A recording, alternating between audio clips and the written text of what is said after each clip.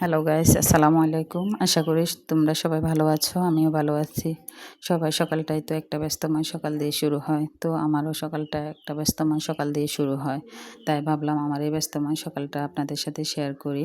আমি সকালে ঘুম থেকে উঠে হাঁস মুরগিগুলোকে তাদের বাসা থেকে ছেড়ে দিই। তারা ঘর থেকে বের হতে পারলে মনে হয় যেন বন্দি থেকে মুক্তি পেয়েছে।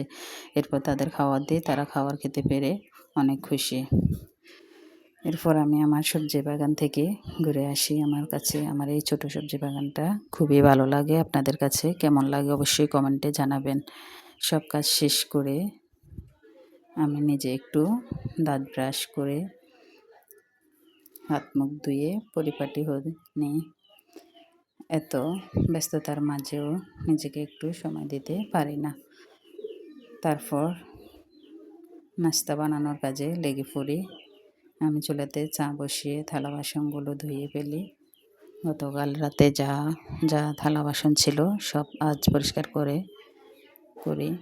তারপর কলাজা পিঠার জন্য চালের গুঁড়ো নিয়ে নিই। এরপর পরিমাণ মতো লবণ দিয়ে সাথে পানি দিয়ে ভালোভাবে মিশিয়ে নিই। এরপর দুটো ডিম দিয়ে ভালোভাবে মিশিয়ে নিই। এরপর চুলাতে খোলা বসিয়ে পিঠার আটাটা দিয়ে ঢাকনা দিয়ে দিই। এরপর চাটা বানিয়ে আমি নিজে পিঠা দিয়ে চা দিয়ে পিঠা খাই।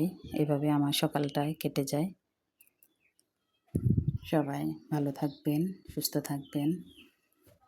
আল্লাহ হাফেজ।